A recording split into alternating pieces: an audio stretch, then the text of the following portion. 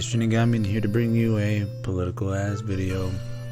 For some of you, you may have just found out our late and recent president, Barack Hussein Obama. Let me just get that cough in, so I can actually talk a little bit longer than a few seconds.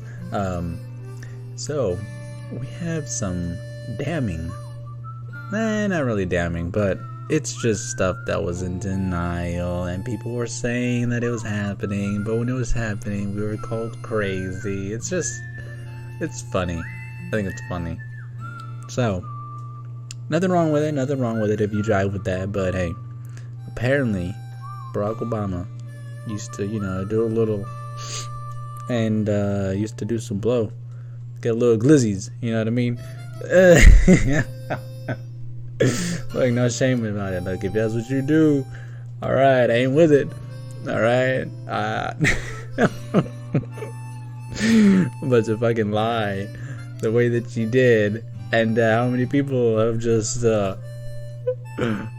of a sudden, that's a little bit crazy, you know what I mean? So, look, I'm making sure I'm protected. I got my one ring right here, Lord of the Rings. See if it fucking focuses.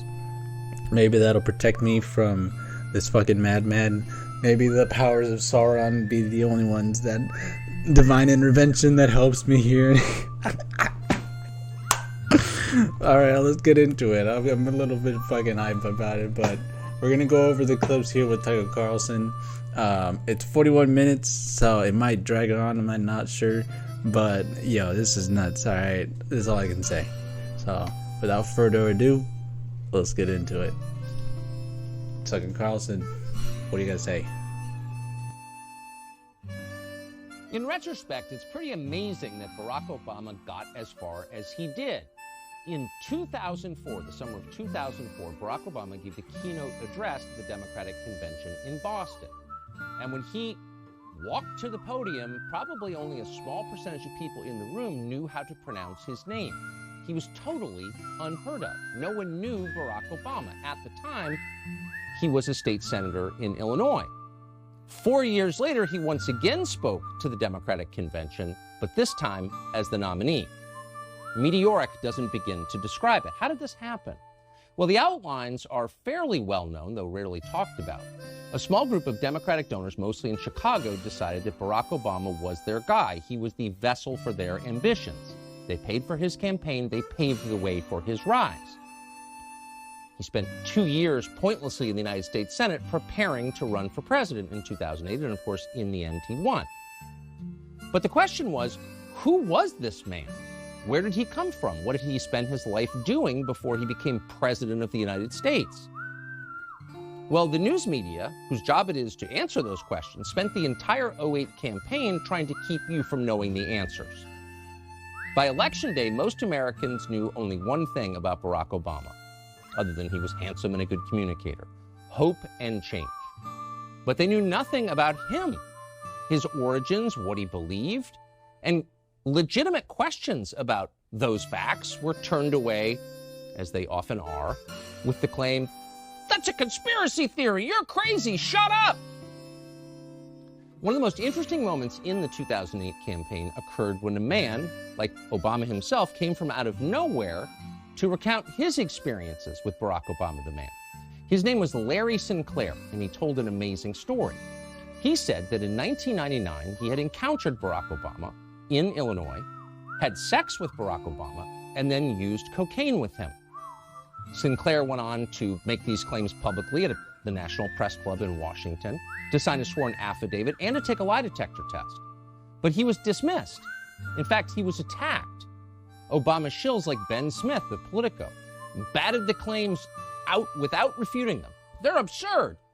And the rest of the media followed suit. But the claims weren't absurd.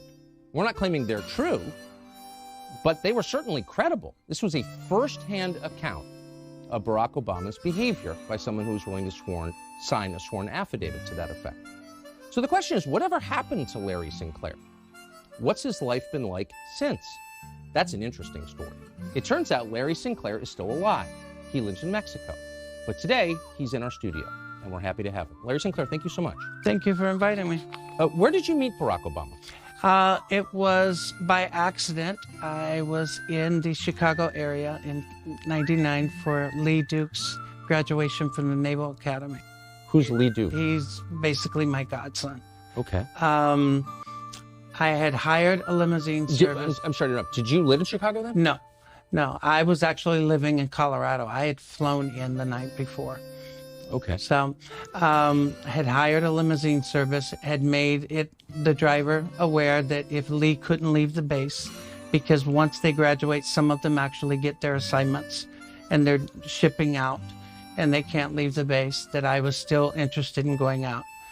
And had asked the driver if he knew anybody that was available that might want to show me, Chicago. And he said he did.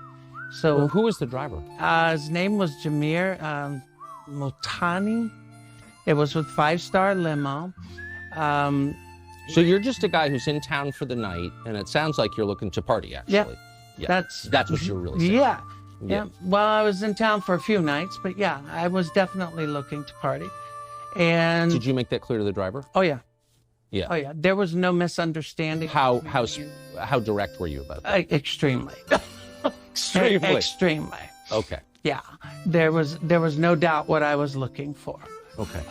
And he picked me up at my hotel in Gurnee and drove into Chicago, pulled up in a bar outside, and there's this guy that's introduced to me as Barack Obama. It was literally that casual. Had you ever heard of him? No. Did the driver know him? Yep. The driver definitely knew him because the driver said that he was a friend. Interesting. How would the driver be friends with Barack Obama? I only found out later, dealing with a reporter from Bloomberg News, that apparently the limousine company had been doing business with Tony Resco, that at the time was somehow affiliated Was with in Barack Obama's Obama. orbit. Yeah. Yes.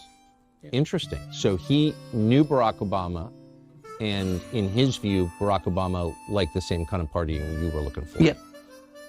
Okay. So sex and drugs, in other words. The sex part I wasn't so sure about until, of course, you make your move, but it became obvious very quick. The coke part I thought was interesting because of the way that I had brought it up. So I'm stepping on your story. So you pull up, and I apologize. So you pull up to this bar. The driver is basically scouting some dude for you to hang out with. Correct. There's this guy, Barack Obama. Have you ever heard of Barack Obama? Never. Never.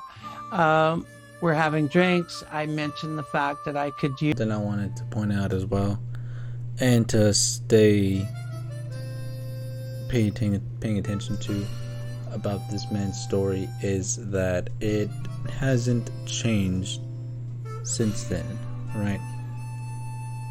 With some people that are, with people that are lying, it is hard to keep that consistent story, because the people that are actually affected by it will remember what is being told to them, and when that story gets brought up again and again and again, and it's told differently, they're going to see the inconsistencies and put two and two together quite easily. So this man's story has not changed since before 2008, right? So shit, it's already been over 10 years. I'm trying to do the math. 2018, boom. Yeah, it's been at least 15 years. So with all that time and how old he is and all the stuff that's gone through, and mind you, this guy probably done time in jail before and other stuff like that, so who knows how rattled his brain is already from other shit, but he's staying consistent with it, and he signed an affidavit where you cannot lie. It's you're federally prosecuted, you go to jail and all that shit if you are found that you're lying. But again, Joe Biden's son, basically arrested this man, took him in and all that stuff, tried to do all that crap, and under the basically for Joe, but also one can also surmise that, you know, for Obama, obviously, to protect him and stuff like that. It's just the stuff that's kind of happened, a little coincidental. You can, if anybody is going to trust the government outright, it's just like, come on now. You have to learn from history. As being a history buff as I am, I like to love and learn what we've done before and what we have not learned yet to fix certain solutions, right? And these are one of those tried and tribulations where, hey, we're going to repeat ourselves if we don't learn. So why not change right now at the moment? But that is me thinking at least on the best that I can right now from what I know. Use something to wake up. I was extremely exhausted. So you went into the bar. Yes, sir. What kind of bar was it? I'm trying to remember. I've been trying to remember the name. I know that the glasses had 3 X's on them because I remember taking one home for a friend of mine. But I mean, generally characterize it. Was it working class bar, no, gay it was bar, upscale. strip bar? It was upscale, quiet. Wasn't really that really didn't have a lot of energy to it. It was more relaxed, more like a lounge as opposed to somewhere where people would go and get loud and crazy. Something, yeah. Did you talk to him again? I did not. In fact, And did you have any idea, even though you had sex with him twice, you did cocaine with him, watched him smoke crack twice, you had no idea who he was? I had no idea who he was until I'm sitting in my house in Tequila, Nayarit, Mexico in 2004, and he walked on that stage In Boston? in the DNC convention, and I literally hit the floor. I just hit the floor and was... Wait, so you're watching the Democratic Convention from Mexico? I was and the guy laughing. that smoked crack in your Comfort Inn with you? I was laughing so hard. And you were sure it was him? I was absolutely positive. How? I don't forget people I've met. I don't forget people I have spent time with. I just don't.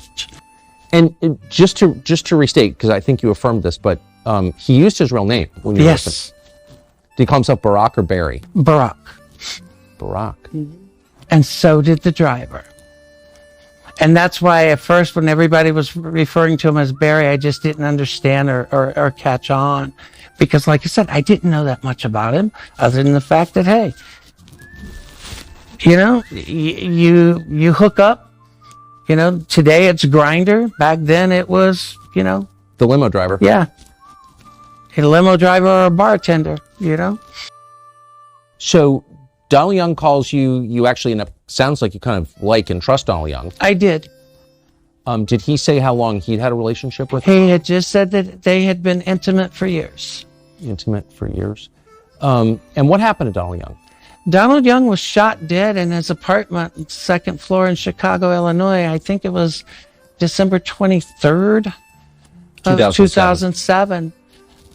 According to the police report and the death certificate, multiple gunshot wounds, close range, no forced entry, second floor apartment, yet not a single resident in the building heard a single shot, but yet they can hear every shot that's fired in the street outside. Jeremiah Wright announces that Donald Young's dead earlier that morning, even before it was announced, even before he was declared dead. I mean, a lot of it just didn't make sense. This is all public, and you can Yep. look this up, and it's still on the internet. Tell us about Donald Young's mother. Это счастливое советское детство, когда все время говорят, главное, чтобы не было войны. Ядерный грипп, в случае ядерной угрозы, что надо делать? Шутки, которые все были на эту тему, да, то есть когда там вспышка слева, вспышка справа, главное подальше держать автомат, чтобы расплавленный металл не закапал казенные сапоги. Ну вот, а вдруг неожиданно все эти шутки перестали быть шутками? Это очень печально. Это печально, то, что мы стоим на грани глобальной горячей войны, и она неизбежна. Она неизбежна потому, что она выгодна всем. Потому что вот это табу, которое было, что нельзя воевать с ядерной державой, потому что это обязательно закончится ядерной войной, разрушила война Украины и НАТО против России, которая велась с 2014 года. И когда стало ясно, что можно дергать тигра за усы или медведя за лапы, то они вдруг решили, что давай. Все это очень... это времена последние, это надо осознавать. Но посмотрите, для Америки ядерная война совершенно не страшна. Так что война обязательно будет. Либо в Европе, либо в Азии. И американцы абсолютно прагматичны и честно говорят, что для нас это не несет никакой угрозы. Эти люди готовы мир унести в могилу вместе с собой.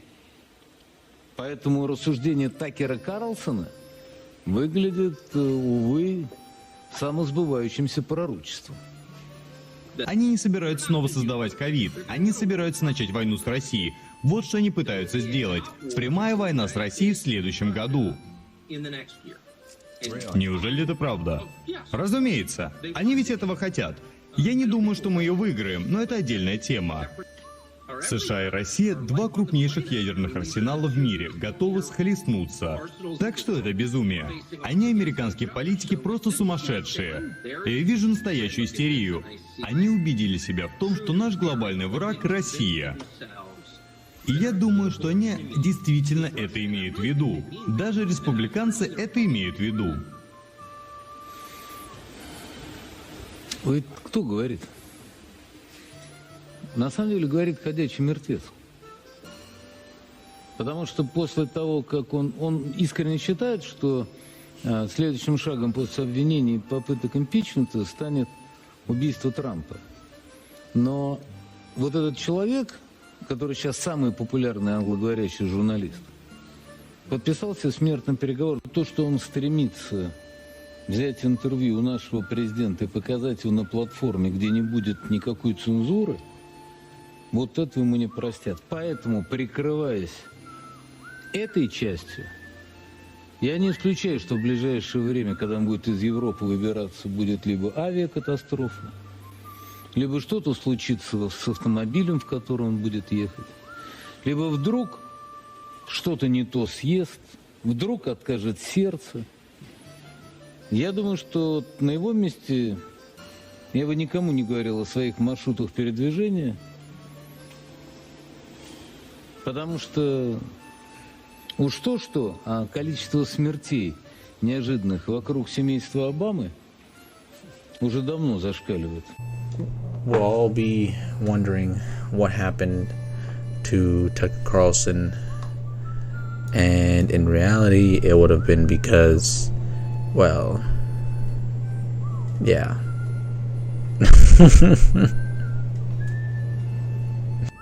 If you liked the video, hopefully give it a like, subscribe, give it a comment down below. Otherwise, have a happy or whatever. Good evening, good night, and good morning. Happy birthday, and I'll catch y'all next time. See ya. Bye.